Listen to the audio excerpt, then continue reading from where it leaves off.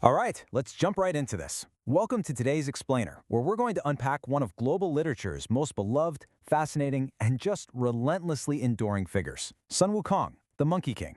We're going to really dig into his 400-year appeal today, because when you get right down to it, Sun Wukong is the ultimate rebel archetype. I mean, he's the guy who completely and utterly shatters the status quo.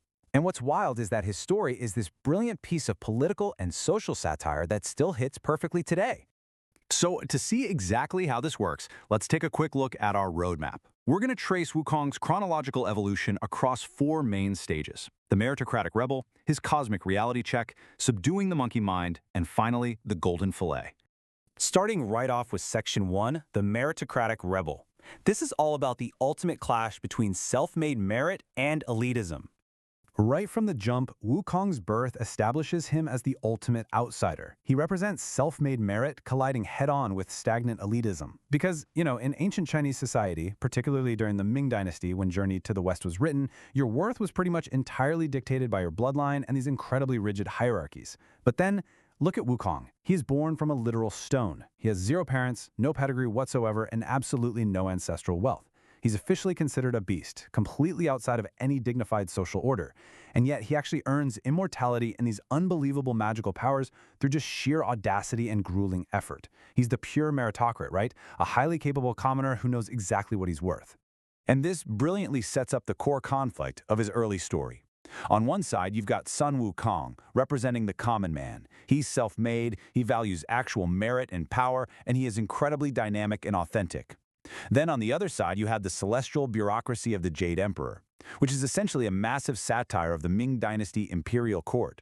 They are deeply entrenched in divine aristocracy, obsessed with totally empty titles, and frankly, they're fundamentally stagnant and hypocritical. So, what actually happens when these two completely opposing forces meet? Well, when Wukong goes to heaven, the elites immediately recognize his immense power, but instead of rewarding him for it, they try to pacify him with a fake honor. They hand him the title Bi Ma Wen, which translates to Keeper of the Heavenly Horses. Think about that. They literally make the most powerful being in the universe a glorified stable boy. This systemic insult is the spark. It's the ultimate glass ceiling moment, and it completely ignites Wukong's disgust. It leads directly to his cathartic rebellion, where he declares himself the great sage equal to heaven and proceeds to single-handedly embarrass the entire heavenly army. It's amazing. Which brings us to Section 2. The cosmic reality check. This is where he faces universal truth. Because as fun as it is, pure chaotic rebellion can only take you so far before you slam right into the fundamental laws of the universe. And we have to clarify a really vital distinction here. Wukong absolutely smashes the corrupt earthly bureaucracy of the Jade Emperor. He completely dismantles it. But he does not bring down the Buddha. When the terrified Jade Emperor begs for help, the Buddha steps in. Now, the Buddha doesn't represent that bloated, corrupt court. He represents ultimate cosmic reality and universal truth. So Wukong goes from fighting a corrupt system that he absolutely should defy to suddenly facing a higher truth that he must eventually learn to serve. Let's walk through exactly how the Buddha humbles him, because it is just a fantastic sequence. It's known as the Buddha's wager. The Buddha challenges Wukong. If you can jump out of my right hand, you can have the emperor's throne. Simple enough, right? Wukong accepts, he activates his magic and leaps 108,000 li across the universe. He travels until he hits actually what he thinks is the absolute edge of existence. He sees these 5 massive flesh-pink pillars. To prove he was there, he desecrates the area and then flies all the way back, totally ready to claim his prize. And here is the hilarious but deeply profound comedic beat of the whole story. While he was at those pillars, Wukong actually pulls out one of his hairs, turns it into a writing brush, and vandalizes the middle pillar. He writes, "The great sage, equal to heaven, was here." But when he gets back and demands the throne, the Buddha just simply shows Wukong his own hand. And right there, on the Buddha's middle finger, is the graffiti. Wukong never even made it out of the Buddha's palm. And to make matters worse, Wukong didn't just write on the finger. Remember that desecration? He also urinated at the base of the first pillar to leave a territorial marker, basically reverting right back to the base instincts of a wild macaque. It's the ultimate clash of the profane versus the sacred. By leaving a biological marker on the hand of the infinite, it proves Wukong's absolute refusal to recognize divine hierarchy. But crucially, it also completely exposes the illusion of his own ego. His raw capability couldn't outmaneuver the fundamental laws of existence. So the Buddha just flips his hand, turns his fingers into the five elements mountain, and traps Wukong right beneath it. All right, moving into section 3, subduing the monkey mind, a look at psychological isolation. Now, you might be thinking this 500-year imprisonment is just a standard punishment, but it's actually an incredibly deep allegorical psychological tool. In Buddhist and Taoist philosophy, Sun Wukong personifies this concept of Xin Yuan, which translates as the mind monkey.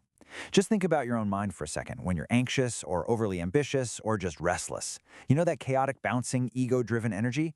That is Wukong. He is the literal personification of the untamed human ego. So, the big question is, how do you contain an untamed mind? Interestingly, the physical mass of the five elements mountain, which represents the material universe, is actually not enough to hold him. He's just too powerful for that. Confinement is only fully achieved when the Buddha adds a spiritual seal. It's a talisman with the 6-syllable mantra, Om Mani Padme Hum. The takeaway here is absolutely profound. The anarchic, rebellious human mind cannot be subdued by physical force or material things alone. It requires spiritual discipline. And this naturally leads to a really necessary paradigm shift from pure ego to actual service. Wukong is trapped there for 500 years until a mortal monk, Tang Sanzang, finally comes along. Notice the brilliant mechanics of this symbiotic liberation. Wukong can literally carry mountains, right? But he can't remove that spiritual talisman. Only the physically weak but spiritually pure monk can do that. This sets up an absolute operational dependency for the entire rest of their journey. Raw physical capability is purposeless and even destructive without spiritual direction. But on the flip side, spiritual direction cannot survive a hostile world without protective capability. They need each other perfectly. Which brings us to our final section. Section 4, the golden fillet, the ultimate mechanism of control. So once Wukong is actually freed, how do you manage this incredibly volatile trickster? I mean, he's still basically a wild card. Well, you use the ultimate tool of spiritual discipline. It's an artifact manufactured by the Buddha and deployed through total deception, hidden in a little hat that the monk gives Wukong. The trigger mechanism is a spoken, tightening ring spell. And the physiological effect, it is brutal. It induces extreme cranial compression. But what's absolutely vital here is the resistance protocol. This device completely bypasses every single ounce of Wukong's invulnerability and magic. He literally cannot take it off. And the reason this intense device is so necessary is that it bridges the massive physical disparity between the master and the servant. It grants a physically defenseless monk absolute authority over a being with limitless destructive potential. It acts as severe, inescapable, negative reinforcement. Over the course of their long, arduous journey, the constant threat of this pain gradually conditions Wukong's motivation.